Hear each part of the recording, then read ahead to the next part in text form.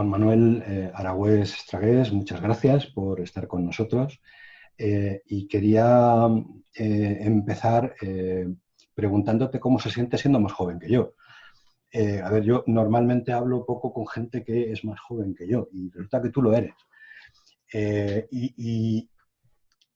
Y te digo esto porque cuando estaba preparando esta conversación, me decía, joder, es que un tipo que nace en el 65, ¿cómo narices tiene esa trayectoria? Yo creo que te lo comentaba, ¿cómo narices tiene esa trayectoria tan rara? Decía, a mí, a ver, yo nací en el 61 y la muerte de Franco me pilló con 14 años. Bueno, a ti te debió pillar con 9. Sí, aproximadamente, sí. Es decir, no tuviste una juventud marcada por el último Franco, por la transición. Bueno, la gente del 61, digamos que somos de los últimos que vivimos de alguna manera esa época de Franco, tú ya no. Y sin embargo, tuviste desde muy pronto una actividad política muy, muy intensa. ¿Es algo que entre la gente de la edad tuya con la que convivías era habitual? Es decir, dio la casualidad de que naciste y viviste entre un grupo de gente politizada o no. Se me hace muy raro. No sé si sé explicarme bien lo que te pregunto, pero yo creo que Sí, tú sí, me sí, entiendes. sí. Bueno, pues lo primero, darte las gracias por la invitación, que acepté enseguida muy gustoso porque, bueno, pues reencontrar un amigo y un espacio de estas características pues es muy agradable. Volverme a juntar con un neomarxista, como nos calificaron en Valencia hace unos añitos ya, Sí, hace en un mucho. simposio que organicé allí en el que tú también participaste. Y gracias en segundo lugar por recordarme que soy más joven que alguien, Hombre, que es una cosa que ya llega un momento en que se empieza a dudar de ser más no lo joven, dudes, no lo dudes. más joven que nadie. Pero bueno, entrando directamente en lo que me preguntabas, pues sí, es cierto, yo vivo el final de la dictadura, en teoría con una edad muy, muy joven, 9, 10 años, pero yo la viví con mucha intensidad. ¿Por qué? Pues fundamentalmente por mi padre. Fundamentalmente por mi padre, porque mi padre era un viejo republicano que no había tenido nunca militancia ni se había significado políticamente, cuyos hermanos pues habían estado en la cárcel en la posguerra, pero que no había tenido una presencia en lo político nunca. Nunca había tenido una participación militante, pero sin embargo tenía unas convicciones tremendamente arraigadas que nos transmitió a sus hijos, tampoco yo creo que de una manera de imposición, sino todo lo contrario, a través del ejemplo, a través de los comentarios, a través de sus, de sus gestos, de sus actitudes, pues nos fue transmitiendo esa visión del mundo, entre comillas, republicana a secas. Luego ya cada uno de los hermanos pues, se fue posicionando políticamente en un sitio o en otro. Pero yo diría que fue fundamentalmente eso, el ambiente que me hacía vivir, que nos hacía vivir mi padre en casa, y que yo veía que era diferente al del resto de compañeros de colegio. Iba a un colegio de curas y recuerdo una conversación con un compañero casi en voz baja cuando volviendo a casa un día hacia las 6 de la tarde a la salida del cole o algo así, y yo diciéndole, es que España es el último país fascista de Europa. ¿Eh?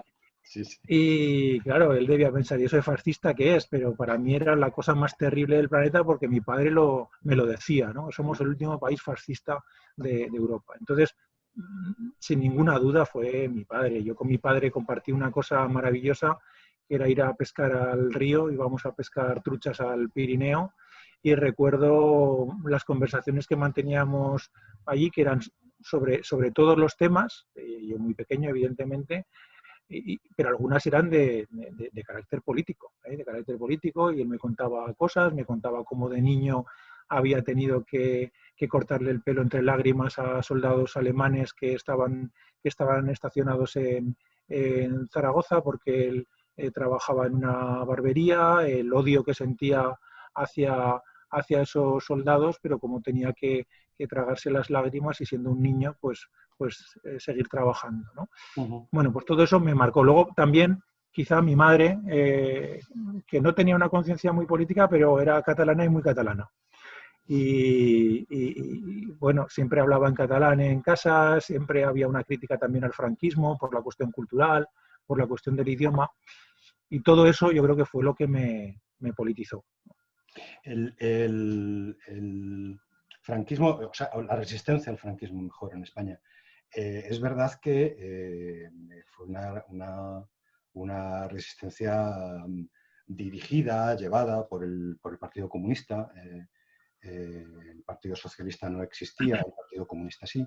Pero es verdad también que en los años posteriores a la muerte del general, en los últimos años 70 y también al principio de los 80, digamos que el Partido Comunista era más un partido de gente mayor y que la gente joven que empezaba a militar, era difícil que empezara a militar en el Partido Comunista. Era más fácil que militara, pues no sé, desde la Liga hasta el MC, pasando por la ORT, el PT y diferentes grupos con paréntesis en diferentes sitios del nombre, ¿no? Y sin embargo, tú, curiosamente, de verdad te lo digo con una extrañeza que me llama la atención mucho, ¿no? Y sin embargo, tú empiezas a militar, no sé si empiezas, al menos militas y seriamente en el PC, ¿no? Es verdad que en Zaragoza, es decir, no es, entiendo que no es el mismo PC de otros sitios, ¿no? Bueno, en Zaragoza hay unas bases militares, en Zaragoza hay un movimiento. Bueno, me imagino que son muchas las cosas que te llevan al PC, ¿no? Pero la cuestión sería, bueno, ¿por qué al PC? ¿Por qué no a esos otros grupos? Porque después las cosas que has escrito en relación con las diferentes posiciones políticas se parecen más a las que decían las gentes que estaban en esos otros grupos que a las que decían las gentes que estaban, digamos, en el PC, ¿no? No eres un comunista tradicional en ese sentido. Bueno, ¿por qué el PC? ¿Qué es lo que te lleva al PC? Y sin embargo llegué a ser secretario general de Aragón. No, claro. Es curioso, ¿no? Claro. Bueno, pues mira, recuerdo una anécdota, pues debía ser el año 87 o 88, algo así, un curso de verano del Escorial de filosofía al que yo acudo, y ahí coincido con bastante gente de la izquierda, porque era un curso sobre ideología, y estaba Jesús Ibáñez de ponente, estaba Javier Sádava, bueno, pues fundamentalmente gente de la izquierda de ponentes, y ahí coincidimos pues mucha gente de la izquierda que no nos conocíamos, y hicimos migas y tal, y una de las tardes pues estos juegos que se hacen y tal, y tú dónde militas, y tú pues mira, lo voy a adivinar, y esto, lo otro, Lo voy a y vamos adivinar. a hacer un juego, ¿no? Claro, y uno, el que lleva la voz cantante, me dice, a ver si adivino dónde militas tú. Y no había manera, ¿no? Y al final, cuando le dije en el PC, dice, ¿en el PC? Pero si tú eres de izquierdas, pero tío, pero ¿cómo es posible?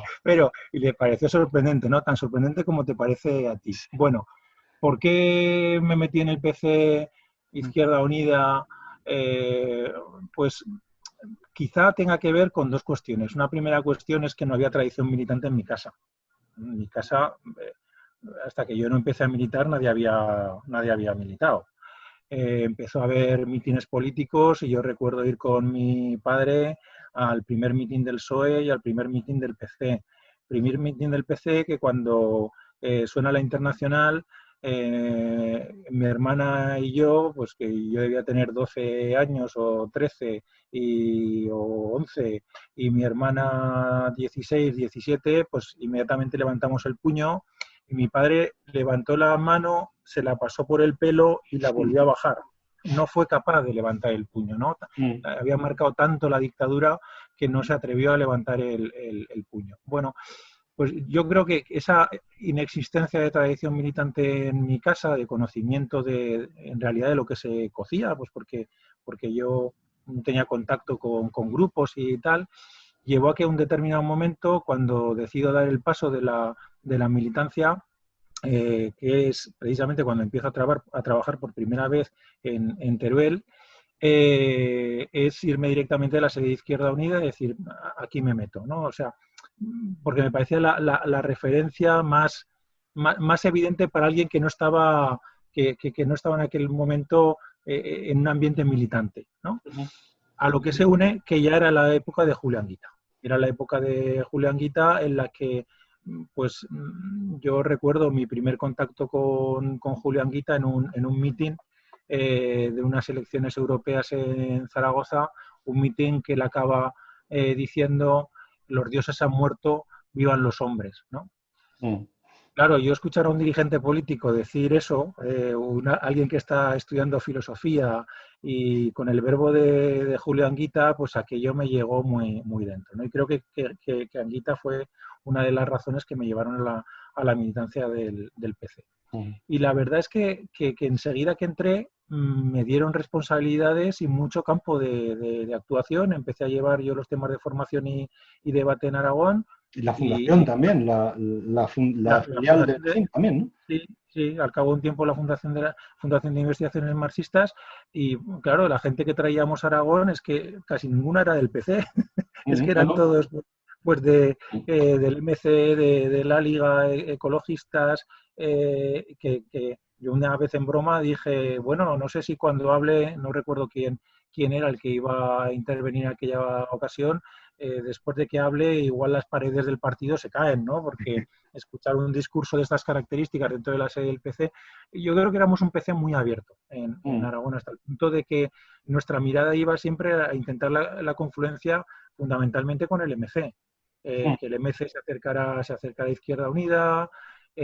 A mí me dirigió la tesis José Luis Rodríguez, que era del MC en aquel momento, y las conversaciones con la dirección del MC eran tremendamente constantes y fluidas. Lo que pasa es que en el MC desarrollaba una cultura de la unanimidad en la que si no se tomaba una decisión de manera unánime, pues quedaba bloqueado, ¿no? Entonces nunca conseguíamos ni que se acercaran, ni que pidieran el voto, ni que... Pero cuando había que estar en la calle, estábamos en la calle siempre juntos, ¿no? Entonces la sensación en Aragón era la de que realmente el espíritu de Izquierda Unida se estaba cumpliendo, cosa que me da la sensación de que en otros lugares del país no se producía. Claro. Has nombrado a don Julio. eh, y yo quería preguntarte un poco por esa manera de entender el partido y la actividad que tenía Julio Anguita. El partido como un instrumento, no como un aparato en sí mismo, entiendo. Además, en muchas ocasiones, con la dirección de Julio Anguita, tanto el PC como Izquierda Unida tomó decisiones difíciles, complicadas, y las tomó sin ningún problema, porque eso es lo que había que hacer. Hay que pensar que estamos hablando de la época en la que el Partido Socialista ya claramente ha mostrado el talante que tiene como fuerza de gobierno con los últimos años de Felipe González. Son los años de los escándalos del GAL, son los años de los escándalos de los fondos reservados. Bueno, y son los años en los que muy claramente Julio Anguita y Izquierda Unida, el Partido Comunista, dicen no, por ahí no. Y se empieza a lanzar aquella acusación que seguramente recuerdas de que Izquierda Unida está haciendo una pinza para acabar con el Partido Socialista. Izquierda Unida es un aliado del Partido Popular contra el Partido Socialista, contra esa alianza de clase. Y frente a eso, Julio Anguita, no, dignidad, no al GAL, programa. Bueno, son esos, decías tú antes además, los años en los que tú eres secretario general y en los que participas muy activamente en esa cuestión. Después de Julio Anguita se inicia una especie de decadencia, de separación del voto, de los nichos de voto por parte de Izquierda Unida. Bueno, pues Frutos, Llamazares. Y en 2008 escribes un artículo justamente en ese momento en el que todavía no es Cayo Lara quien está al frente de Izquierda Unida, pero haces un artículo en el que señalas que Izquierda Unida va a acabar muriendo si no recupera o si no tiene un proyecto que sea al mismo tiempo atractivo, abierto y propositivo. Un proyecto, entiendo, como el de Julio Anguita, o como el que Julio Anguita, o del tipo que Julio Anguita quería. Bueno, quería plantearte esas dos cosas, como, además del recuerdo a don Julio, por supuesto, ¿cómo caracterizarías esa manera de hacer política y cómo se nota tan evidentemente después que el proyecto se ha diluido o que ha pasado algo con él? Bueno, son muchas cosas las Sí. que planteas. Yo creo que Julio Anguita tenía un proyecto muy claro en la cabeza para Izquierda Unida, que pasaba por lo que llamamos las áreas de elaboración colectiva, que tenía que ser el lugar de contacto con la sociedad, la construcción de un movimiento político-social, no de un partido político. Yo creo vamos, desde mi punto de vista, aquella Izquierda Unida, el otro día leía un tuit no recuerdo quién era, que decía que Julio Anguita era hijo de Carrillo y Sí, sí, sí. Unidad Popular, hija de... Santiago Carrillo, Anguita, sí. Sí, Unidas Podemos, ¿no? Ah, Claro, a mí me parece un falseamiento muy burdo de la realidad, porque yo creo que el planteamiento de Izquierda Unida está, bueno, es mucho más moderno que lo que en estos momentos representa Unidas Podemos. Unidas Podemos se ha convertido, desgraciadamente, en un partido a la vieja usanza, ni siquiera eso, ¿no? Es que no tiene siquiera existencia como tal, ¿no? Yo creo que Julio Anguita y su entorno pues tienen una visión de la necesidad de renovar la política, que es la que late en muchos de los procesos que hay en el entorno posteriormente del 15M, ¿no? Las mesas de convergencia, la idea de construir un sujeto político amplio, la idea de construir un sujeto político amplio, plural, transversal, sobre la base de un programa, ¿no? Sobre la base de un programa. Yo creo que esa es una idea política que estuvo en el origen de Izquierda Unida, que estuvo también en el inicio y desarrollo del 15M, que se ha perdido y que es la única posibilidad de reconstruir un discurso político que nos pueda hacer reencontrarnos a agentes de la izquierda, o como le queramos llamar, que en estos momentos pues estamos absolutamente desorientados, huérfanos, a pesar de que estemos en el gobierno, y sin organizaciones capaces de desarrollar una política coherente. Creo que estamos viviendo una profundísima contradicción. Estamos en el gobierno y tenemos un desierto organizativo. ¿No? Y tenemos un desierto organizativo y no se puede gobernar con un desierto organizativo. Y eso es algo que Anguita también tenía muy claro, la necesidad de fortalecer la organización, fortalecer la movilización, y en estos momentos, desde luego, no tenemos nada de eso, ¿no? Entonces, en esa línea yo creo que se trata de intentar, si es posible, recuperar esa idea de Izquierda Unida en Aragón se llamaba Convergencia Alternativa de Aragón. Convergencia Alternativa de Aragón, y ahí había ya gente que venía del MC, que venía de la Liga, que venía de ecologistas. Fue una punta de lanza en España la experiencia de Izquierda Unida aquí. De la misma manera que también aquí empezaron los primeros experimentos de alianza con otras fuerzas, como fue la alianza de Izquierda Unida y Chunta, que nos da un diputado que si no nos hubiera alcanzado de ninguna manera, y bueno, toda una serie de experiencias que apuntan a esa necesidad de la convergencia del encuentro, ¿no? Y precisamente yo creo que ese es el caldo de cultivo del que se nutre buena parte de lo que sobre lo que yo últimamente reflexiono. O sea, mi reflexión política y filosófica bebe de esa realidad, ¿no? Bebe de esa realidad, de la conciencia de la necesidad de la construcción de un sujeto muy amplio, muy plural, muy potente, y que tenga un correlato político que, entiendo, no puede acogerse a la forma partido. No puede acogerse a la forma partido porque lo que estamos viendo es que la forma partido lo que hace es vampirizar todo el esfuerzo militante y acabar en un proceso, por decirlo con palabras sartrianas, de institucionalización, en el que al final lo único que acaba importando es la supervivencia de la propia organización y se olvidan los objetivos políticos, ¿no?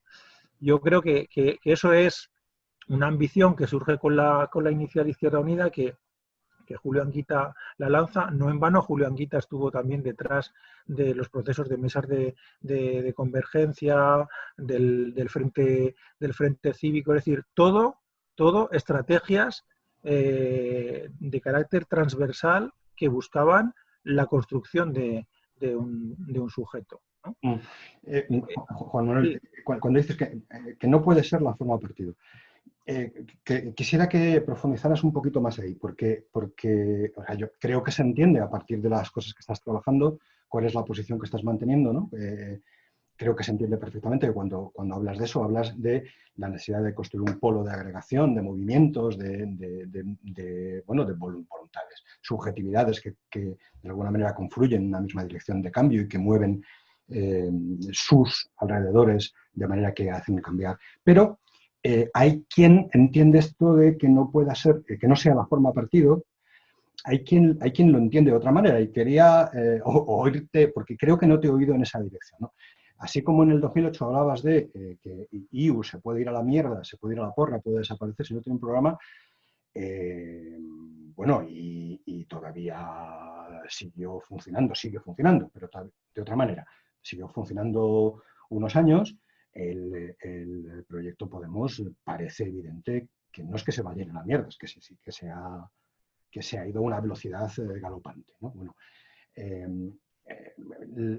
entiendo que hay una diferencia fundamental entre la manera de ver eso del movimiento no partido en la Izquierda Unida de la época de la que hablamos, el movimiento no partido pero lleno de significantes vacíos de los últimos años, ¿no? ¿Cómo ves esta cosa? Podemos, entiendo, evidentemente no existe. ¿Existió en algún momento la posibilidad de que fuera algo? Yo creo que sí. Yo creo que esa posibilidad estuvo ahí y desgraciadamente no la hemos sabido utilizar, ¿no? Yo recuerdo la noche de las europeas en las que Podemos consigue por primera representación, que mi primera reacción fue de estupor, o sea, no lo podía creer. Mi segunda de cabreo, de decir, estos que han hecho quitarnos votos. Y la tercera por la mañana, al despertarme, de inmensa alegría, decir, tenemos un 20% de voto. O sea, en cosa de 12 horas mi cabeza pasó por diferentes estados, ¿no? Y yo, que nunca he militado en Podemos, siempre me he sentido de Podemos, sin dejar de sentirme de Izquierda Unida. Por eso me duele más la evolución que ha tenido Podemos. Y cuando Podemos me ha pedido alguna cosa, pues he colaborado gustosamente con ellos. A mí me da igual las siglas que haya detrás, si lo que se plantea a mí me parece correcto, ¿no? Lo que pasa es que creo que desgraciadamente Podemos ha sufrido un proceso de institucionalización y de conversión en partido de lo más tradicional, vertiginoso, absolutamente vertiginoso, con unos niveles de sectarización que recuerdan a lo peor de nuestra tradición política, y que tanto Más Madrid o más País como Podemos, como Izquierda Unida, en realidad son zombies, son muertos vivientes que están en las instituciones pero que carecen de vida, carecen de sangre. Lo dice alguien que está militando en Izquierda Unida y en el PC. Que carecen de sangre y que carecen de sentido. Yo pienso hace mucho tiempo que deberíamos haber ya transitado a otra herramienta política. Y esa otra herramienta política no debería responder a las formas tradicionales de un partido. ¿A qué debería responder? Esa pregunta es muy difícil. Es tremendamente difícil de responder. Pero lo que creo que resulta muy claro es que la forma partido no nos sirve porque marca una serie de vicios, marca una serie de inercias que nos llevan siempre al mismo lugar, que es a la entronización de un líder que acaba convirtiéndose en el santo y seña de la organización y que crea a su alrededor, bien sea voluntariamente, bien involuntariamente, una especie de corte que se convierte en una guardia pretoriana y que acaba pues desvirtuando por completo lo que debieran ser los objetivos políticos de la organización, ¿no? Yo creo que eso va parejo a la forma partido. La forma partido fue una forma pues absolutamente necesaria en un determinado momento histórico, pero creo que del 68 a esta parte ya han sido muchas las veces en las que hemos puesto de relieve, primero, que no hay un único sujeto, ¿no? Que hay muchos sujetos, que los sujetos están por construir y que se tienen que cobijar en una forma organizativa dúctil, abierta, flexible, pues capaz de dar respuesta a los retos complejos de nuestras sociedades contemporáneas. Desde mi punto de vista, eso nada tiene que ver con el populismo. A mí la palabra populismo es una palabra que me pone nerviosísimo. Creo que es un profundísimo error político utilizar esa palabra en nuestro país. Me parece de una torpeza, sobre todo por parte de quienes teorizan lo de los significantes vacíos. Porque, desde luego, el significante populismo en España no está vacío. Lo llenaron de mierda hace tiempo. Lo llenaron de mierda hace tiempo la derecha, calificando todo lo que...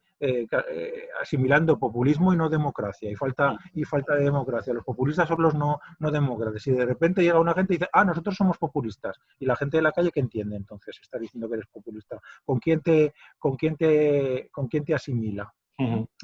Claro, entonces yo creo que ha sido de una enorme torpeza, no el contenido de la propuesta populista.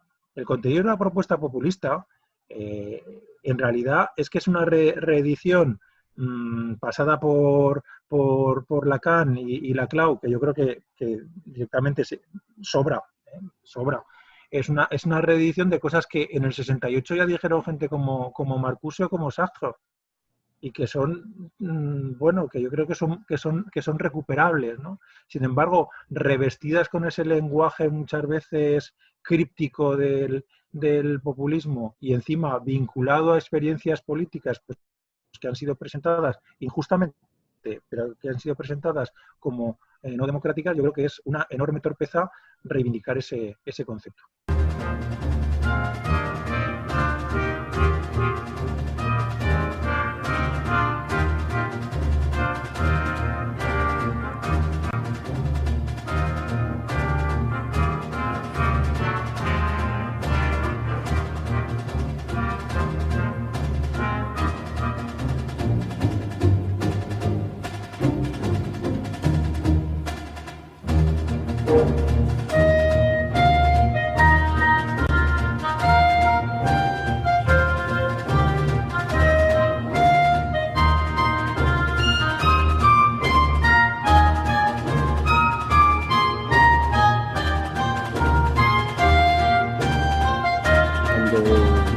Te mandé el proyecto de conversación de guión, yo quise reconstruir una especie de cronología temática de los sitios por los que había transitado tu actividad teórica, ¿no?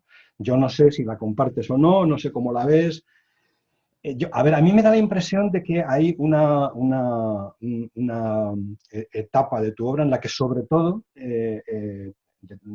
trabaja sobre cuestiones, digo sobre todo, no digo solo, sobre todo trabajas cuestiones que tienen que ver con la ética, con ética comunitaria, algo incluso en relación con el manifiesto comunista como proyecto ético, pero arrancando a partir de la discusión con Sartre, que es el autor con el que trabajaste inicialmente tu tesis, si no estoy equivocado. Bueno, me da la impresión que después, a partir de mediados de la década de los 90, empiezas a...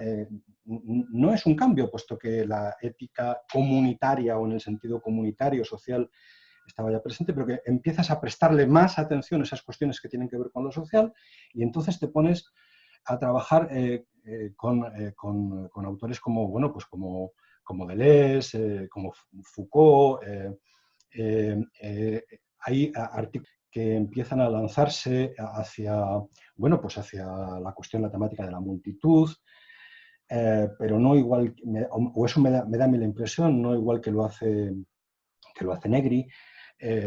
Bueno, y como que en los últimos años parece que has tomado la figura de Marx como figura que te permite articular todo eso nuevamente. Yo no sé, primero, para empezar, no sé si ves que eso es un exceso del interpretador o si crees que puede haber algo así. Y si lo ves así, pero con matices, ¿cuáles son? No, has hecho un recorrido muy correcto, que a mí me sorprende, ¿no? Esto que haga mi historia me sorprende mucho, ¿no? En los años 90, hostia, cosas. Bueno, y me sorprende ahí la palabra ética, porque sí que es cierto lo que dices, pero yo al principio era muy reacio a...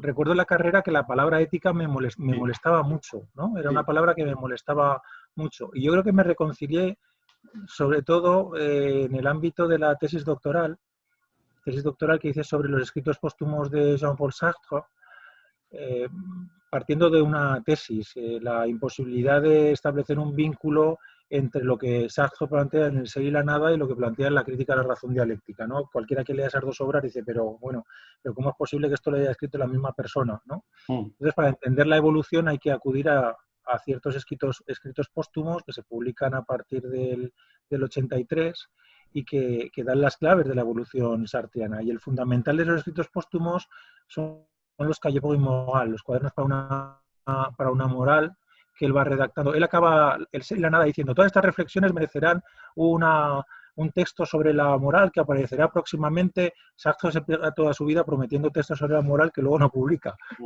Bueno, pues el ser y la nada acaba así. Sí los trabaja, en cambio. Sí, los trabaja, pero luego los mete en cajones porque no le convence, ¿no? Y bueno, se pone a redactar los Callipo y Mogal bajo el cambio que para él había supuesto la Segunda Guerra Mundial, que es un cambio brutal. Él dice textualmente que la guerra cambió mi vida en dos, dice él, y se lanza a redactar esos Callipo y Mogal, y yo creo que ahí es donde la cuestión ética empieza a tocarme, pero ética en el sentido de la construcción de un ethos, de la construcción de un modo de ser, de una construcción de subjetividad que permita derivar hacia lo común. Porque esa es precisamente la problemática sartreana, ¿no? La problemática sartreana es pasar de un individualismo feroz, que es el que defiende en El ser y la nada y en las obras de esa época, pues por ejemplo en A puerta cerrada, ¿no? Esa maravillosa novela, maravillosa obra de teatro que yo recomiendo a quien nos esté escuchando porque es trepidante, magnífica, brutal, ¿no? A puerta cerrada que acaba con esa expresión de el infierno son los otros, ¿no? Bueno, pues desde ese individualismo, ¿cómo llegar a lo colectivo? Porque hay una cosa que no se sabe mucho de Sartre, es que Sartre en el 48-49 funda un partido político. El que en el 36 no había votado, que había desarrollado su teoría del homme seul, el hombre solo, y de repente en el 48-49 está montando un partido político. Y todas sus reflexiones, ¿cómo construimos lo común? ¿Cómo construimos lo colectivo? Y eso lo hace a partir de una reflexión ética en el ámbito de los Callejo y Mogal, y yo creo que esa cuestión me tocó mucho. No sé cómo ves, Juan Manuel, a mí sí, ciertamente nos cayó por el moral y tú lo has contado bastante clarito además, ¿no? Pero yo no sé cómo lo ves, a mí me parece que hay también en en el articulito aquel, el existencialismo es un humanismo, me parece que hay también una importante vuelta de tuerca, ¿no? A mí me ponía muy nervioso en El ser y la nada esa insistencia en retrotraerse continuamente a Husserl y en continuamente hablar del libre albedrío, y ¿qué narices libre albedrío? Como si hiciera falta eso para algo, ¿no?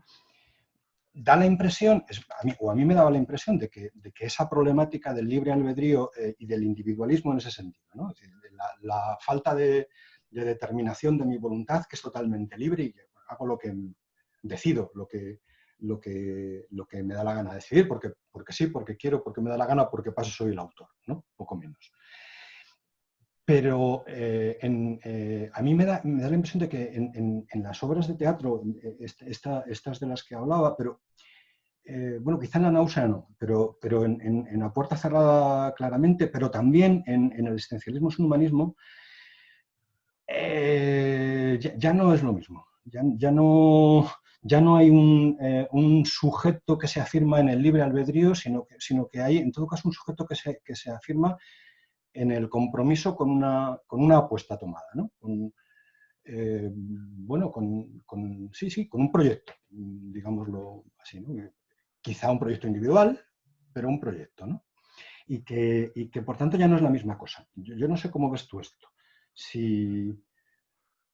Sartre, a partir de la... Yo estoy convencido de que en el momento en el que Sartre publica El ser y la nada, ya no se siente recogido en El ser y la nada. Él ya no está en ese universo.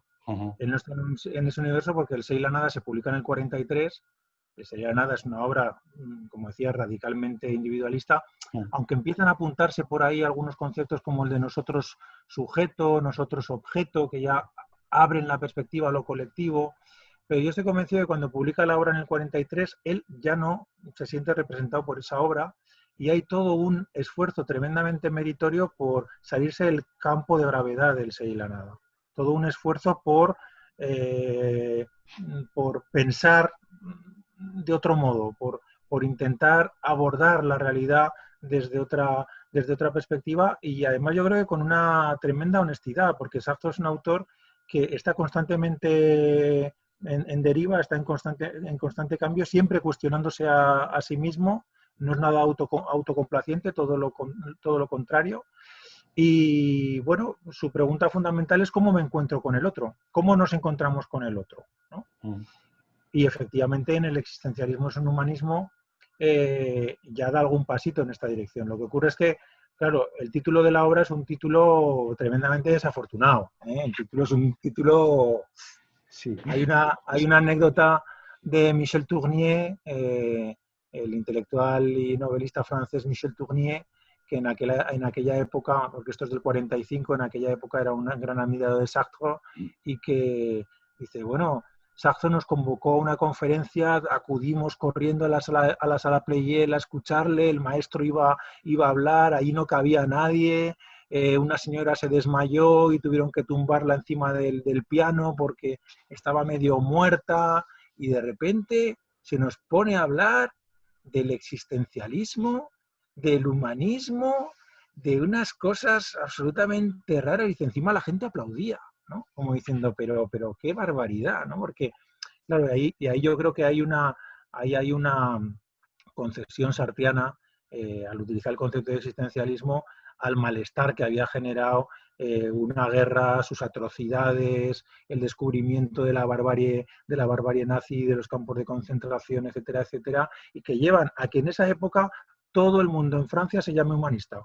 Los comunistas, los existencialistas, los gaullistas, todos dicen que son humanistas. Bueno, y decir que el existencialismo es un humanismo es un oxímoron, o sea, es algo que no se sostiene. Pero sí que es cierto que en el existencialismo es un humanismo ya empiezan a apuntar algunas de las propuestas que después desarrollará en los Cahiers y Mogal y que incluso ya habían empezado a aparecer en La puerta cerrada, porque Sartre lo que va a decir es ¿cómo me relaciono con el otro? Y la primera cosa que dice, bueno, en El ser y la nada había dicho a hostias, yo lo que tengo que hacer con el otro es dominarlo, machacarlo, tengo que tener la hegemonía, tengo que tener el poder.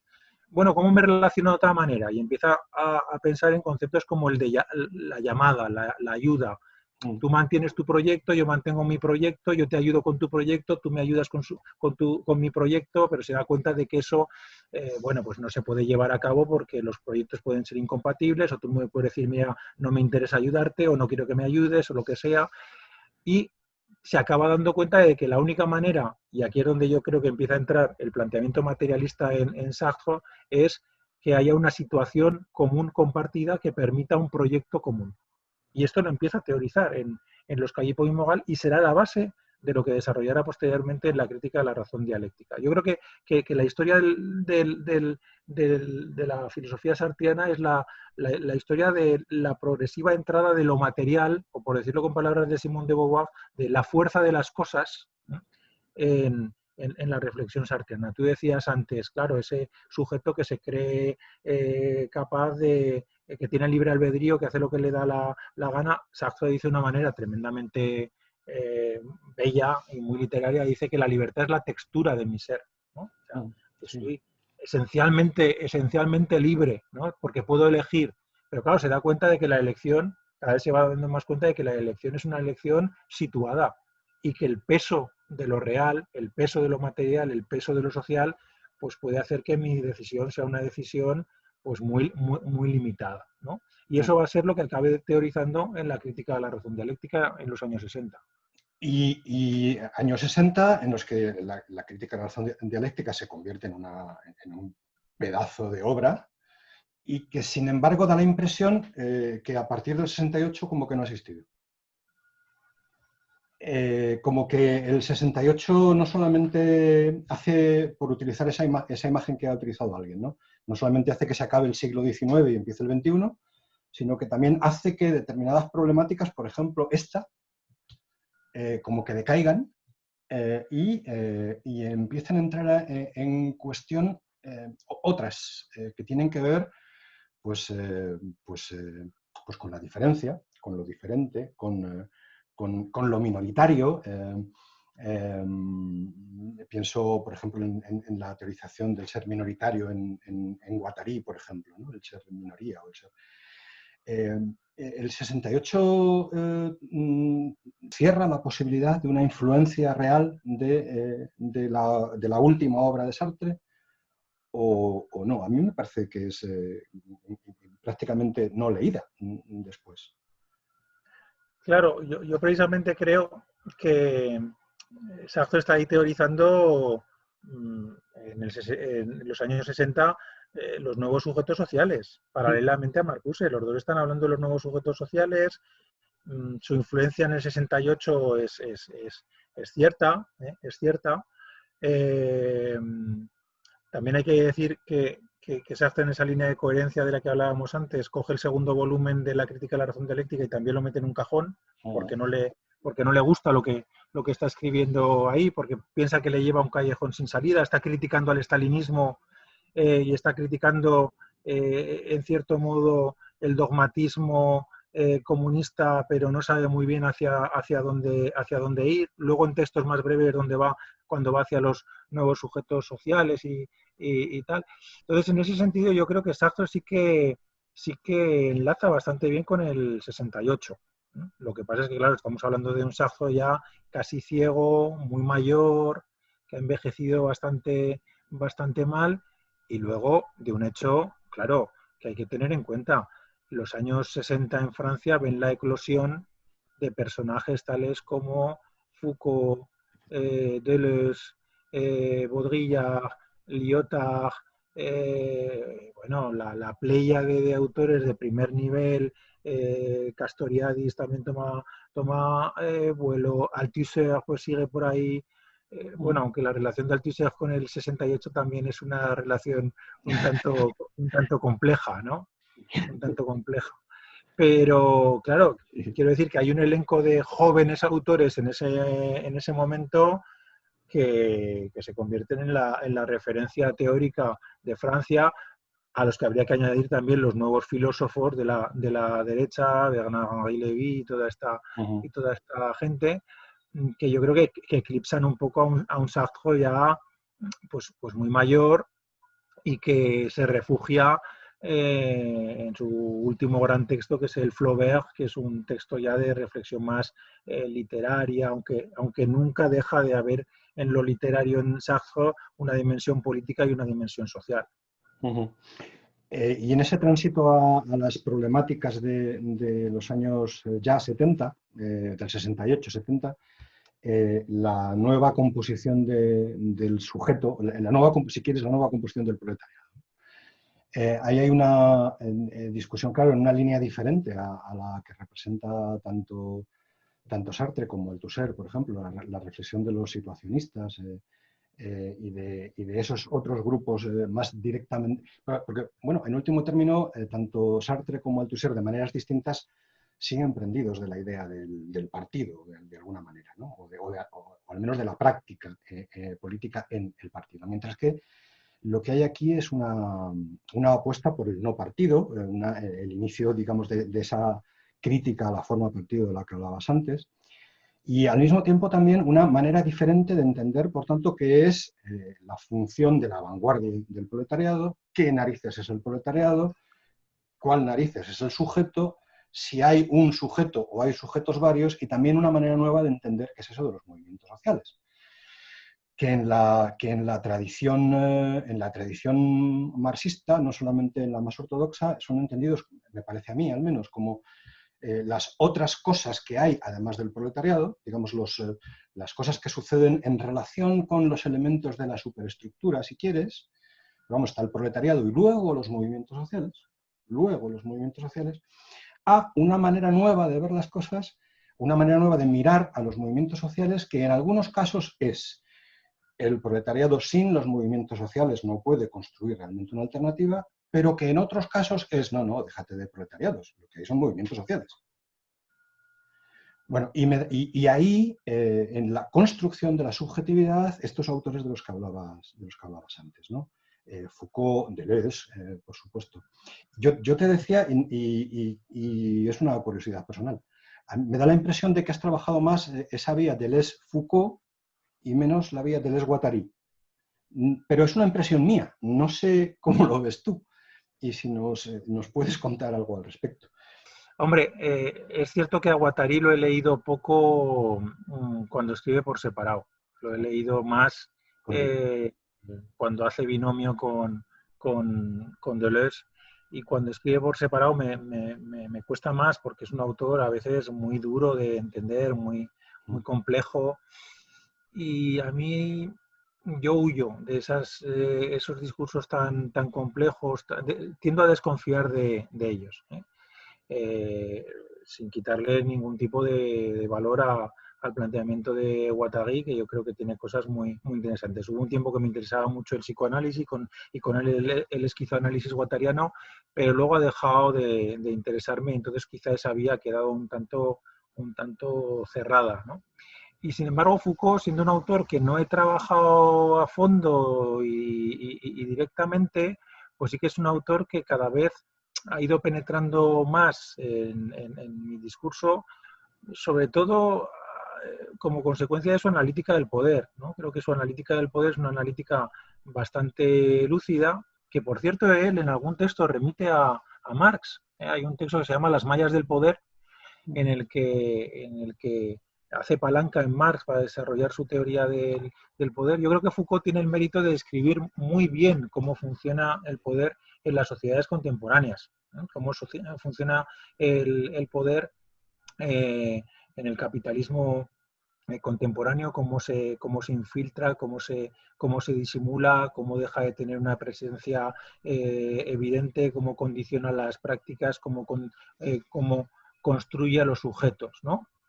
Y también hay otro elemento Foucaultiano que me parece interesante, y es su última reflexión en torno al cuidado de sí, y que enlaza con la idea de construcción de subjetividad, ¿no?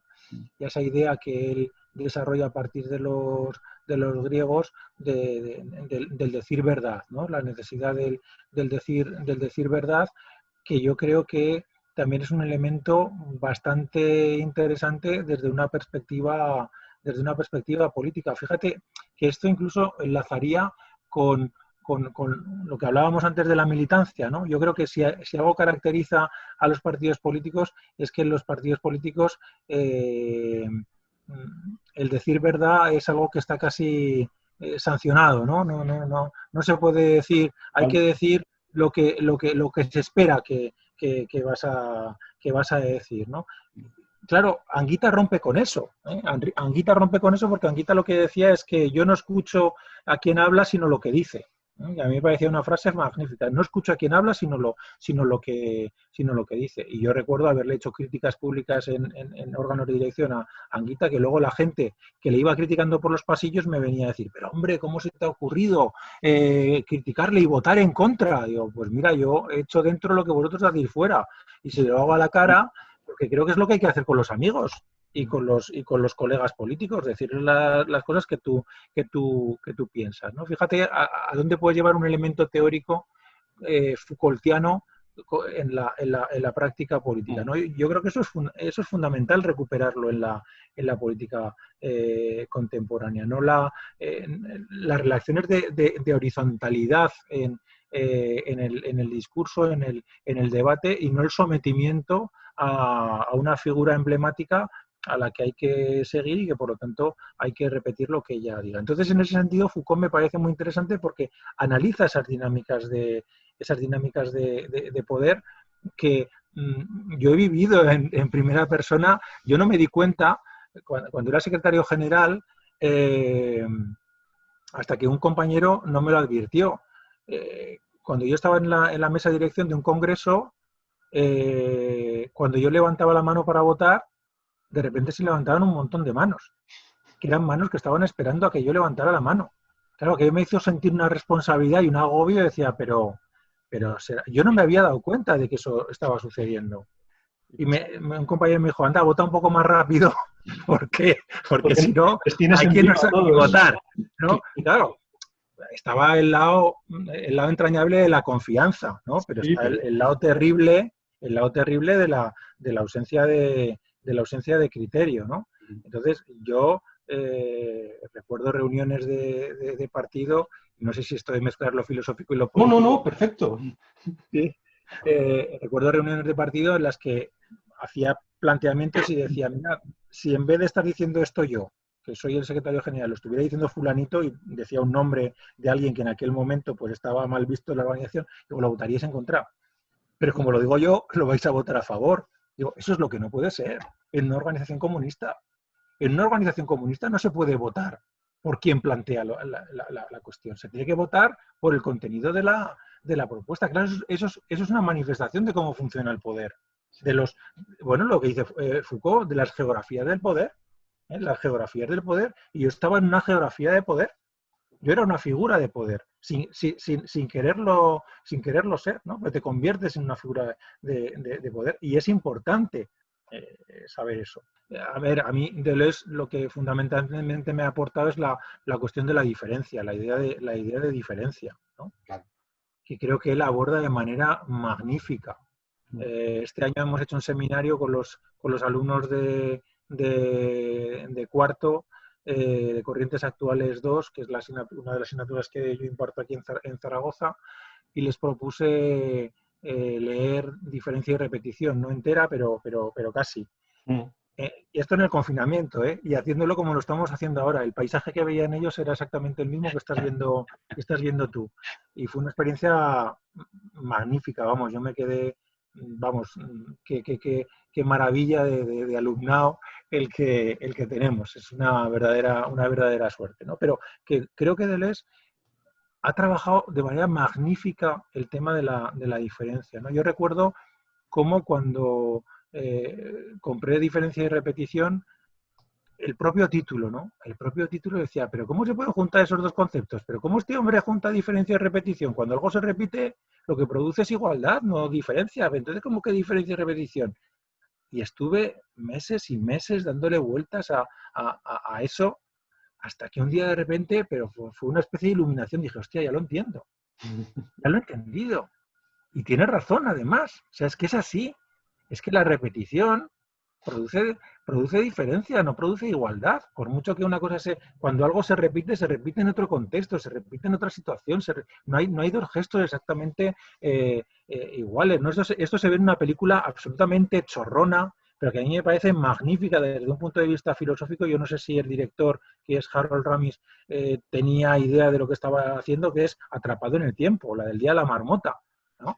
En la que yo he utilizado muchas veces para explicar a Nietzsche y a Deleuze, ¿no? Cómo el repetirse de un día no produce nunca 2 días iguales, y no produce 2 reacciones iguales, y no produce 2 situaciones iguales, porque el problema está en que la filosofía occidental ha tendido a expulsar de su reflexión el tiempo y lo ha coagulado todo en una especie de presente en el que, por lo tanto, lo que se repite es igual. En cuanto metes el tiempo, la cosa se rompe, ¿no? La cosa se rompe, y eso es lo que nos enseña Deleuze. Y además de enseñarnos eso, Deleuze luego hace una gestión de la diferencia magnífica, porque hay 2 páginas de diferencia de repetición en las que dice, hay 2 maneras de enfocar la diferencia.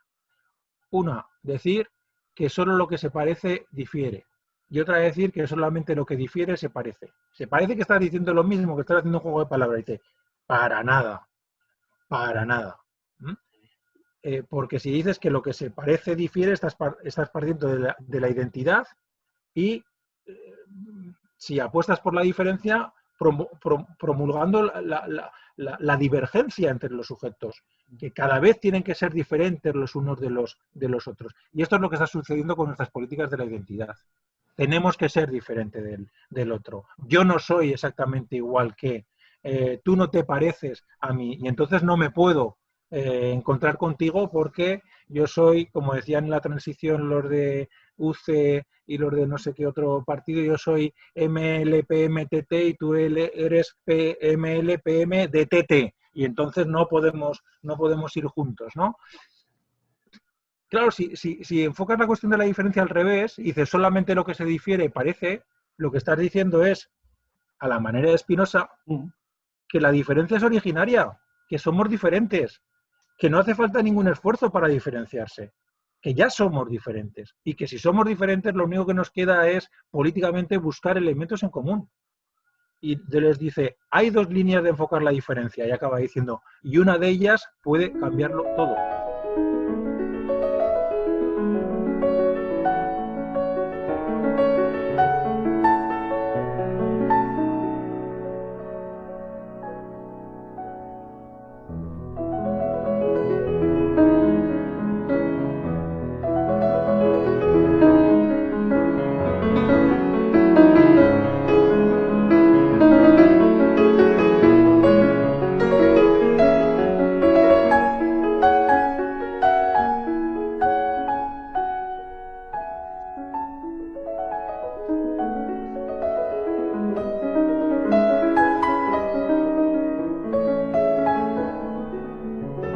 Todo cambia, todo se hace aleatorio, todo depende, todo puede ser una cosa o puede ser la otra.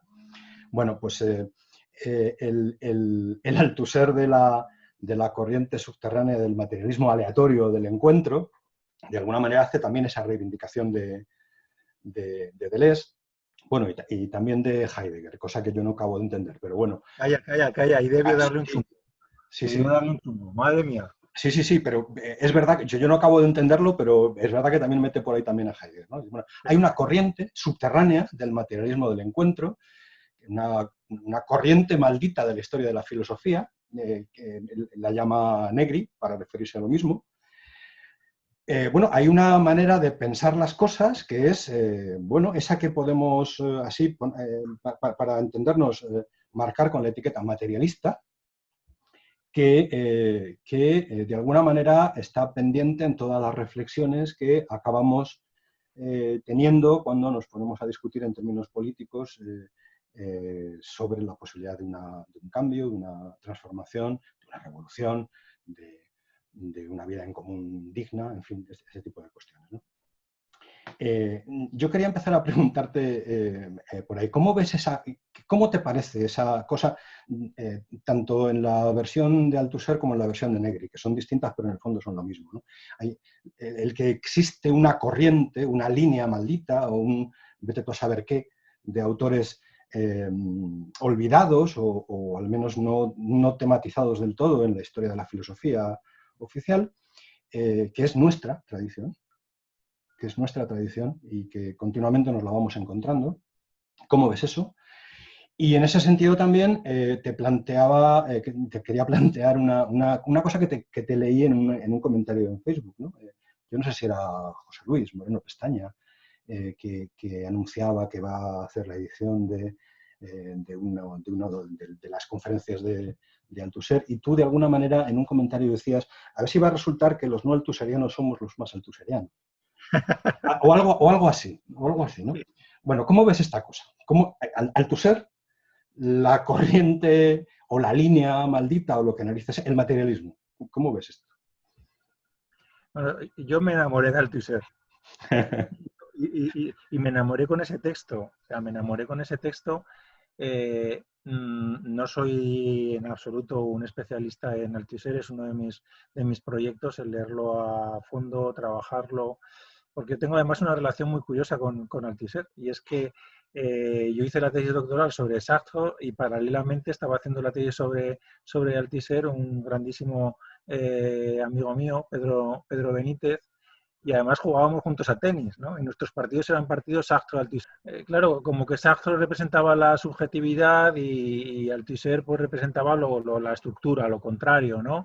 Y sin embargo he tenido la sensación de que la historia de ambos ha sido la de Sartre, la del descubrimiento de la materialidad, de la influencia de lo real, de la estructura, si quieres decir, por utilizar la misma palabra que he utilizado antes, aunque es un poco peligrosa, y por parte de Althusser de incidir cada vez más en el tema de la subjetividad y del azar y de la indeterminación, ¿no? A mí ese texto del materialismo del encuentro me parece fascinante, ¿no? A mí un texto que empieza diciendo llueve y le pone un punto ya me parece un texto de filosofía que está diciendo llueve, ¿no? Un alumno me contaba una vez la anécdota, porque yo ese texto lo he pasado 1000 veces a los alumnos, a colegas. Tengo un colega al que quiero muchísimo, Jesús Ezquerra, que dice, nunca te agradeceré lo suficiente que me pasaras ese texto de Althusser, porque también le parece una maravilla, ¿no? Bueno, pues un alumno un día me decía, joder, es que ese texto que nos pasaste, pues en el segundo cuatrimestre José Luis Rodríguez nos dio clase y también habló del texto y se puso a leerlo, y en el momento en el que dijo llueve, empezó a llover. Y fue un momento que yo pensaba que ahí estaba ocurriendo algo, ¿no? Bueno, es que incluso literariamente es un texto realmente maravilloso, ¿no? En el que señala, yo creo que algo que es, bueno, pues algo que tendría que resultar una evidencia, ¿no? Y es que hay una tradición acallada en la historia de la filosofía, que es la historia del materialismo. Hay un autor francés, Michel Onfray, que en un momento hizo una meditoria contrahistoria de la filosofía, de la que el primer volumen es magnífico, que está dedicado a la antigua Grecia y recupera pues, a los griegos de los que no se suele hablar, ¿no? Y se pregunta de cosas tales como ¿y por qué llamamos presocráticos autores que son posocráticos? Y dice, hombre, pues porque hay que poner a Sócrates y Platón como origen de la filosofía, y el resto pues es un cajón desastre que no vale para nada y que no hay que mirar, ¿no? Y este autor se pregunta, entre otras cosas, ¿por qué leemos lo que leemos, ¿no? Y señala la importancia que tiene la transmisión de los manuscritos y cómo evidentemente en la Edad Media pues los monjes, ante el esfuerzo denodado que supone copiar un libro, pues elegían aquellos libros que sentían más cercanos a sus posiciones. Es decir, no hay aquí una crítica a la acción de los monjes, de los monasterios, que muchísimas gracias por hacer lo que hicieron. Pero claro, la selección que hicieron es una selección que es la selección del idealismo, como es lógico. Y el materialismo, pues buena parte se perdió, ¿no? Y está ahí, pues como una corriente subterránea que hasta que no llegó Marx y Nietzsche y el 20, pues no ha sido una tradición que haya podido sacar la cabeza, la había sacado esporádicamente con Spinoza, los materialistas franceses del 18, si queremos meter ahí a Maquiavelo, los sofistas también habían hecho alguna cosilla, pero en cuanto se acaban la cabeza, la línea dominante la aplastaba, ¿no? Yo creo que hay muchos autores que señalan estos procesos en la historia del pensamiento, lo señala a mí el texto que me parece maravilloso es el de Althusser, pero lo señala Onfray, lo señala Walter Benjamin, ¿no? Cuando dice la historia de los perdedores, pues filosóficamente los perdedores es el materialismo, ¿no? Lo señala también Sousa Santos cuando habla de la necesidad de una sociología de las ausencias, una sociología de las emergencias, recuperar los discursos marginales, etcétera, etcétera, ¿no? Entonces, yo creo que efectivamente hay toda una tradición materialista pues que está por historiar, que está por reivindicar y que hay que señalar muy claramente el conflicto entre materialismo e idealismo a lo largo de la historia y cómo el idealismo, pues es que claro, se ha dedicado a contarnos unos cuentecillos pues tan burdos, pero que sin embargo desgraciadamente se han convertido en dominantes, ¿no? A mí me parece, por ejemplo, cuando Marx en el capítulo 23 del Capital habla de la acumulación originaria y empieza contando lo que contaban los economistas burgueses, Locke y Smith, claro, lo está haciendo con un cinismo diciendo, pero fijaos lo que nos contaban, ¿no? A mí me parece Marx, siempre le veo como si tuviera un nietecito en sus piernas y contándole un cuento, ¿no? Y diciendo, mira lo que nos contaban los liberales sobre, ay, es que algunos se esforzaron mucho y como se esforzaron mucho se hicieron ricos y los vagos son los pobres y Marx dice, hombre, de eso nada, ¿eh? De eso nada. Más A lo bien la mejor es historia otra cosa, ¿no? sí, más bien es al revés, ¿no? Mejor. Claro. Entonces, bueno, pues poner de relieve cómo nos ha contado la realidad el idealismo e intentar hacer filosofía mirando a la realidad a los ojos, mirando a la realidad a los ojos, yo creo que es algo absolutamente preciso, absolutamente necesario y que ese desde luego es uno de mis empeños actuales. Juan Manuel Marx. Marx. Marx. Más allá de lo académico, yo por eso había pensado entrar a partir de Althusser por ahí, ¿no? El Althusser que durante un montón de años estuvo diciendo Marx no es eso que decís, sino que Marx dice esto otro. Una discusión sobre cómo interpretar a Marx, que efectivamente en clave muy coyuntural, muy marcada histórico y políticamente, ¿no? Pero disfrazado o adornado de discusión teórica. Marx no dice eso que dice la tradición del materialismo dialéctico, Marx dice esto otro. Lo cual me parece a mí está muy en la raíz de las numerosas y justas críticas que ha recibido Althusser. Bueno, cuando dices que Marx dice eso, pues no dice eso, hombre, no ves que no dice... Y en este sentido hay una crítica a Althusser que me parece muy justa. Pero hay un momento que a mí me parece determinante y a lo mejor, si te parece útil, podemos entrar por ahí, ¿no? En el 78, Althusser escribe una cosa que luego no se publica, porque, bueno, por las cosas que pasaron en la vida de Althusser, ¿no? Y que luego tradujimos como el Marx en sus límites, ¿no? Que empieza diciendo también uno de esos principios potentes, ¿no? Por fin, la crisis del marxismo. No solo finalmente, sino por fin. Enfin, la crisis. Por fin se ha producido la crisis del marxismo. Y como se ha producido la crisis del marxismo, podemos ya ahora hablar en serio. Ya no tenemos que tener miedo de las consecuencias políticas de hablar de Marx y decir que Marx metió la pata, que Marx tenía límites, ¿no? Muchos límites, que se contó muchos cuentos en muchas cosas, ¿no? Althusser señala que sobre todo, en ese texto, Althusser señala que sobre todo en relación con la cuestión de la superestructura y que eso es uno de los orígenes de que en la tradición marxista haya sido poco pensado el Estado. Pero bueno, independientemente de esa cuestión, ¿no? Bueno, podemos ya por fin decir Marx se equivocó en muchas cosas y por eso ser marxistas de verdad. Porque Marx no es la literalidad de lo que dijo, sino una apuesta por mirar las cosas y por entender las cosas y por contar las cosas de una determinada manera, ¿no? Y para explicarlas, para entenderlas y poderlas transformar, ¿no? Bueno, no sé si arrancando de ahí, que me imagino que no, pero de alguna manera yo veo eso en la insistencia con la que hablas, por ejemplo, para hablar de Marx, hablas del dispositivo Marx. Bueno, ¿por qué hablas del dispositivo Marx? Marx es al margen o además independientemente de las cosas concretas que dice, es un ancla, un fulcro, si quieres, en el que apoyarnos para hacer las cosas de otra manera, para pensar de otra manera. ¿Cómo ves tú esto? Bueno, fundamentalmente hablo de dispositivo porque yo creo que no hay que sacralizar a los autores, ¿no? No hay que sacralizar a los autores y que, bueno, pues Marx, como todo autor, pues dice cosas interesantes, dice cosas irrelevantes y dice cosas pues, con las que puedes no estar de acuerdo.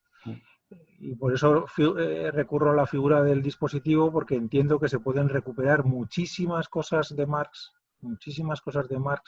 o encontrar muchas cosas de Marx que siguen siendo útiles como un dispositivo para intervenir en nuestra sociedad contemporánea, ¿no? Entonces, no se trata de hacer una geografía, no se trata de hacer una defensa cerrada de Marx, ni de darse golpes de pecho para calificarse como marxista, sino, bueno, pues de acudir a Marx y de intentar recoger de él las muchísimas cosas que son útiles para pensar el presente. Eso es lo que yo intento hacer. Y en ese proceso me he dado cuenta de cuántas cosas desconocía de Marx calificándome de marxista, ¿no?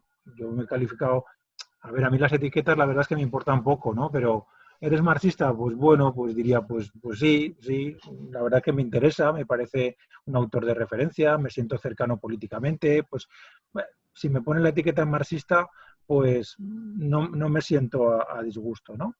Y entonces esa etiqueta la he llevado ahí pues desde muy crío, desde que sin haber apenas leído a Marx, era más un aire, ¿no? Una, una referencia. Pero de lo que me he dado cuenta leyéndolo posteriormente es de la cantidad de cosas que yo pensaba que estaban en Marx y que no estaban en Marx y viceversa, ¿no? Y cómo con Marx puedes hacer una teoría sobre el sujeto, por ejemplo, o de la historia que poco tiene que ver con lo que la tradición nos ha legado, ¿no? Y claro, en algunos casos a mí me parece tan evidente que lo que me sorprende es que se hayan hecho lecturas tan burdas, ¿no? Y se hayan hecho lecturas tan poco atentas, tan, no sé, perezosas, poco sutiles. Es un poco lo que le reprochaba a Sartre a los marxistas de su época, a los marxistas oficiales, a los del PCF, ¿no? Que decía, claro, estos tipos dicen que Flaubert escribió Madame Bovary porque era un pequeño burgués del 19. Claro, es que decir eso es no decir nada. Es no decir nada. Claro, entonces va Sartre y escribe 3.000 páginas para decir por qué Flaubert escribió el Madame Bovary. Pues igual tampoco es eso, ¿no? Tampoco se trata de hacer eso. Pero evidentemente Sartre tiene razón. Decir eso es no decir absolutamente nada.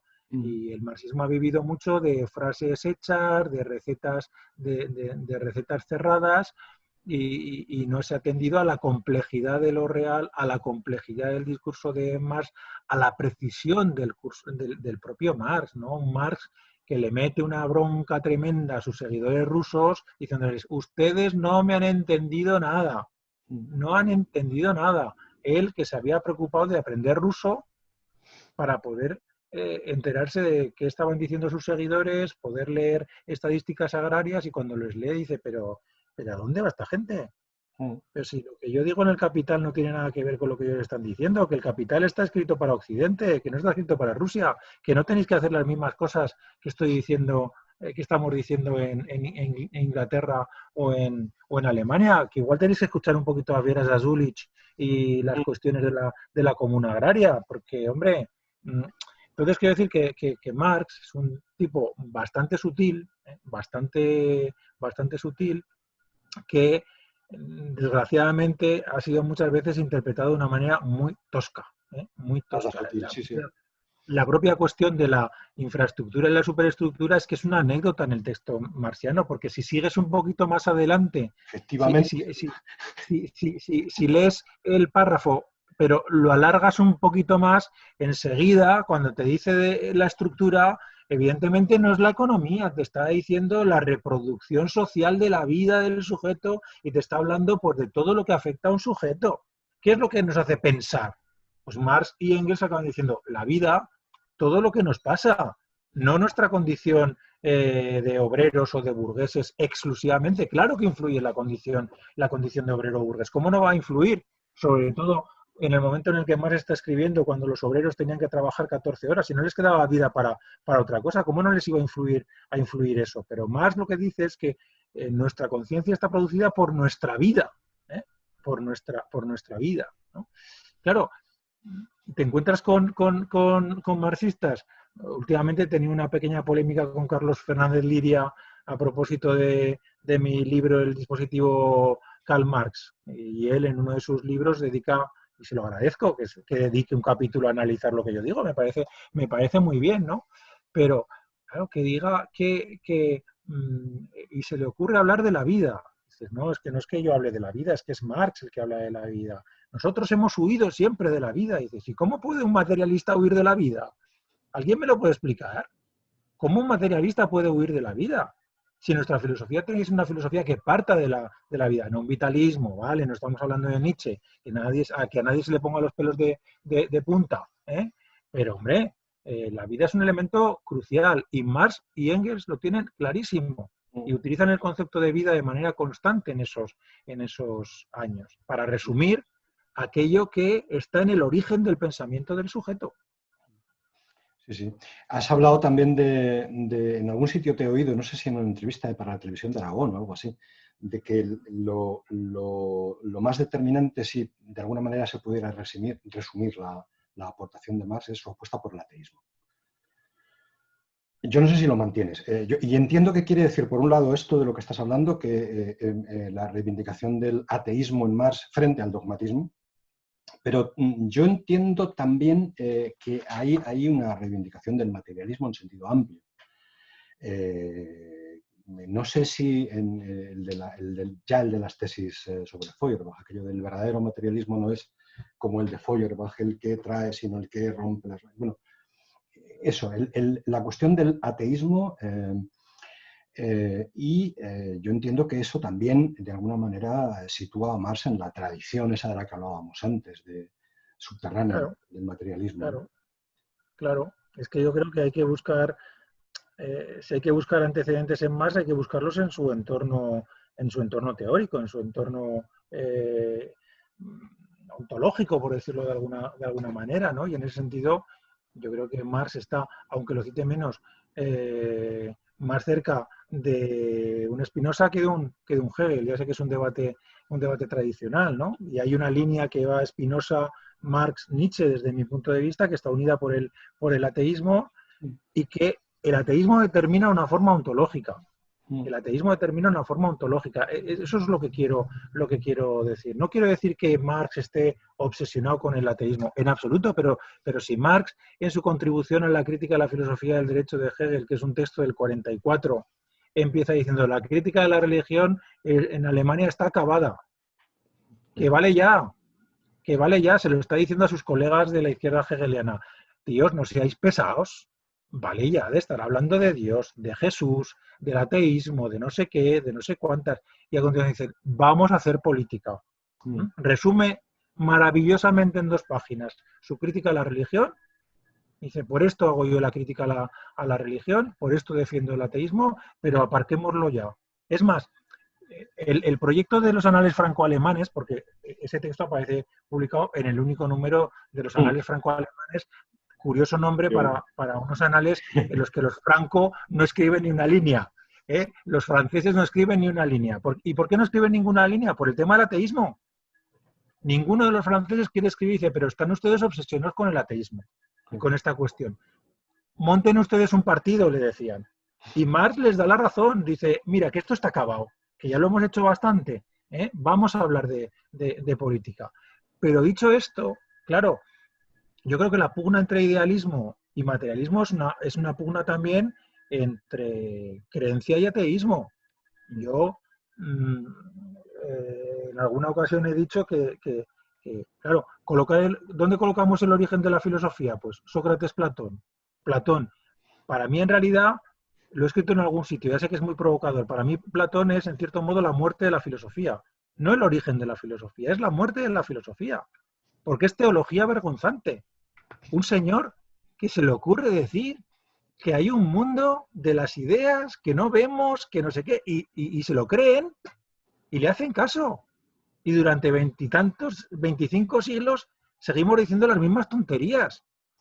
Y hablando de un dualismo ontológico, y que si el mundo de las ideas, y que si los arquetipos, y que, el mundo material, eso eso no es importante. Claro, eso entronca directamente con las religiones del libro. No es de extrañar que Platón sea tan celebrado por las tres religiones del libro. Y luego ese discurso intenta ser secularizado en la modernidad, pero bueno, el pozo teológico pues sigue en Kant, sigue en Hegel, y tiene que ser el materialismo el que diga, bueno, como decía Althusser, a ver, no nos contéis cuentos, que nosotros vamos a contar porque nos contáis esos cuentos, como dice con una cierta chulería Althusser en el retrato del filósofo materialista. Venga, que venid aquí que os vamos a contar por qué decís esas cosas que decís, pero no nos contéis cuentos. Vamos a la realidad material, vamos a lo que existe, vamos a lo que sucede y vamos a pensar desde ahí. Y ese es el gesto, ese es el gesto materialista que hay que reivindicar en Marx, y que yo creo que le da una cierta coherencia, porque cuando haces ese gesto, pues acabas con los finalismos, con las teleologías, con muchos de los elementos que están presentes en Marx, en parte como inercia de la época. Tú no te puedes abstraer por completo de tu época. Sartre tiene una frase preciosa en el Mallarmé, su libro sobre Mallarmé, que es un libro maravilloso, muy bonito, y dice: las ideologías derrumbadas dejan paños de muralla en el espíritu. Las ideologías derrumbadas dejan paños de muralla en el espíritu. Es decir, por mucho que se derrumbe una ideología, deja inerciar, y Marx pues es hijo de su época y está influido pues por ciertos discursos que le introducen esa idea de teleología, de mecanicismo. Pero claro, cuando esos discursos, cuando sometes eso a la lógica materialista, todo eso desaparece. Y aparece otro Marx diferente, aparece otro Marx pues mucho más coherente, precisamente porque se impulsa a partir de ese materialismo y acaba con el finalismo, acaba con el mecanicismo, acaba con el determinismo, acaba con una visión... contarse cuentos, sí, claro. Que se esfuerza por no contarse cuentos, digo. Exactamente. Incluso cuando se los cuente. Y cuando ve que alguien se está contando cuentos, como sus seguidores rusos, le dice: cuidado, no os contéis cuentos, mirad a la realidad. Mirad a la realidad, que ahí tenéis una comuna rural. Aprovechad esa comuna rural, porque eso de privatizar la comuna rural para luego volverla a hacer común, pues como dice Meras Asunich, dice: ¿y no nos podíamos evitar el paso intermedio? Efectivamente. Pues evidente. Hay una última cuestión, aunque última porque llevamos ya hora y media, no por más. O sea, de manera que dé pie para que a partir de ella vayas a donde quieras, por supuesto, ¿no? Como quieras. Hay antes cuando hablabas de Platón, la teoría de las ideas, hay por ahí una historia sobre Eudoxo, que era el maestro profe de matemática en la Academia de Platón, y que cuando cuando Platón empieza a formular la teoría de las ideas, le dice, hombre, esto no puede, tú no puedes decir así por las buenas que existe el mundo de las ideas, esto tendrás que justificarlo, ¿no? Y si no lo justificas, tendrás que desdecirte, ¿no?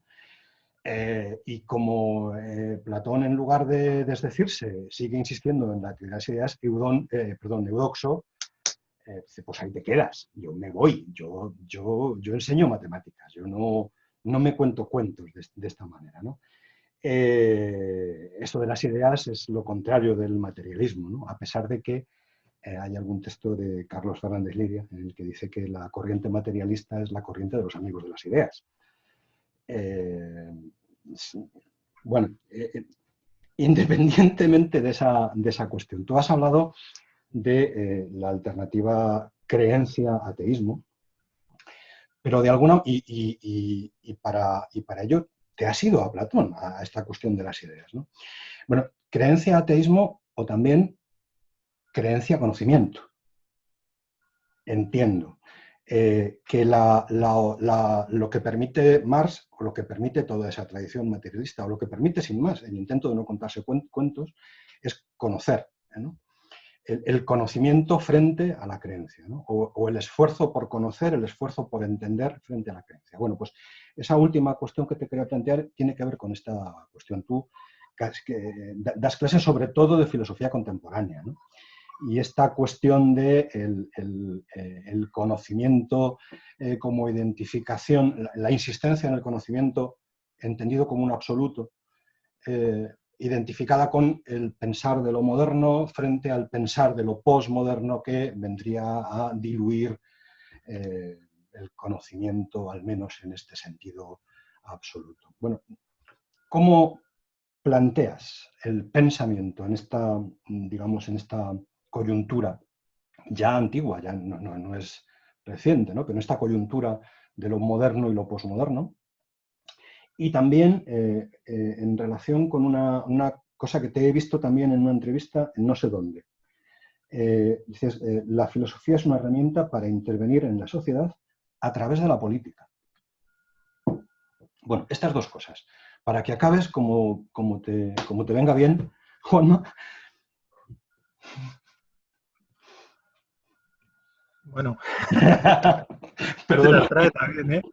Se las trae porque yo en cuanto aparece la palabra posmodernidad me pongo a temblar. Porque ya. hay tal inquina ese concepto en nuestro país que yo no acabo de entender esa asimilación de la posmodernidad con todo lo negativo y tal, cuando yo soy de los que piensan, pues junto con otros autores pues como Jameson o como Sousa Santos, que la posmodernidad es simplemente un momento histórico que nos ha tocado vivir, que tiene sus perfiles y que tiene sus discursos, progresistas, por decirlo de alguna manera, y reaccionarios, ¿no? Yo en eso soy leninista, ¿eh? Creo que las dos culturas dentro de una cultura, ¿eh? Pero lo mismo que la modernidad, claro, lo mismo que la modernidad. Es que no es lo mismo Descartes que Spinoza, no es lo mismo Hegel que Marx, no es lo mismo Schopenhauer que Nietzsche. Claro, dentro de la modernidad hay dos líneas. Hay una línea materialista y hay una línea idealista. Y en la posmodernidad ocurre exactamente lo mismo, ¿no? Bueno, tema del pensar. Ahí yo, pues mira, voy a echar mano de Deleuze. Yo creo que Deleuze apunta a una cosa muy interesante. Y dice que pensar no es el ejercicio natural de una facultad. Que no pensamos porque nos da la gana y lo que nos da la gana. Que pensamos siempre forzados. Pensamos siempre forzados.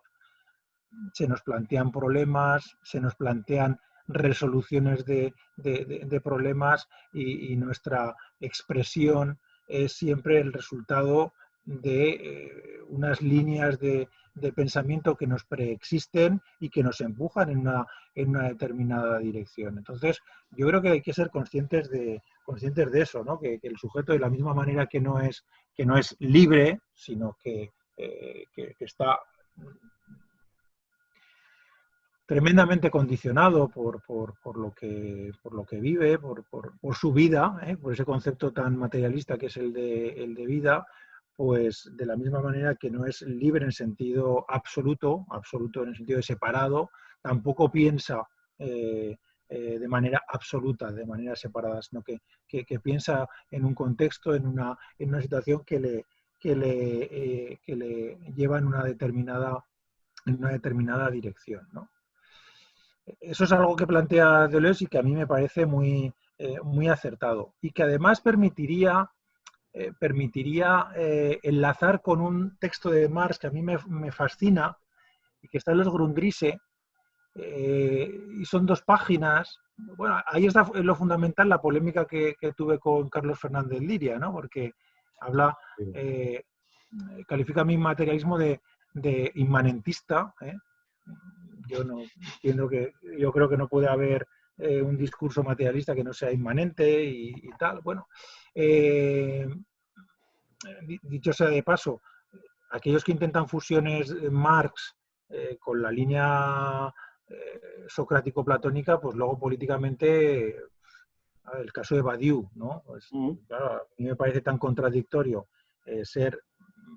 presentarse como marxista y platónico, me parece una tremenda contradicción. Pero volviendo a lo que decía, hay 2 páginas en los Grundrisse en las que yo creo que no han sido suficientemente analizadas, en las que Marx, en un espacio tan breve, desarrolla toda una epistemología maravillosa, maravillosa, en la que lo que viene a decir es que el sujeto es un efecto de lo social y que el pensamiento del sujeto es un efecto de lo social, que hay una construcción del pensamiento del sujeto por parte de lo social y una construcción también de la realidad por parte del sujeto. ¿Por qué? Porque la realidad queda...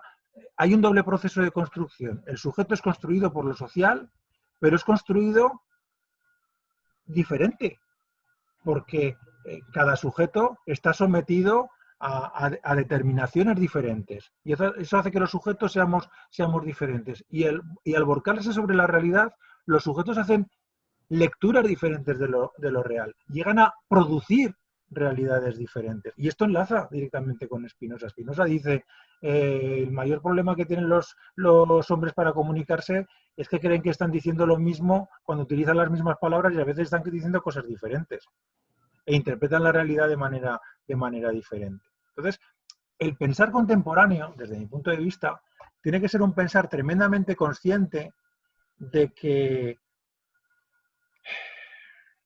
hay un proceso de construcción de realidad por parte del sujeto. Que el sujeto es producido por la realidad, pero además el sujeto es productor de realidad, produce su realidad, de tal manera que nuestras miradas sobre la realidad son matizadamente diferentes. ¿Eso qué tiene que ver con la política? Pues tiene muchísimo que ver con la política, porque pensamos que estamos viendo lo mismo, pensamos que tenemos que sentir lo mismo y en realidad vemos cosas diferentes y sentimos cosas diferentes. Y eso exige, por lo tanto, un proceso de escucha entre los sujetos. Debemos escuchar la mirada sobre la realidad, la transmisión de la mirada sobre la realidad que tiene el otro, porque seguro que es matizadamente diferente a la mía. Yo entiendo que hemos vivido una tradición política en la que le hemos dado mucha importancia a la palabra, y la palabra es importantísima, desde luego. Venimos de Tersites, ¿no? De aquel pobre plebeyo al que Odiseo le da en la cabeza y le dice, tú cállate que no puedes hablar, que aquí solamente hablamos los nobles. Claro, y de ese cabreo que se agarra a Tersites venimos nosotros, queremos hablar porque la historia no nos ha dejado hablar.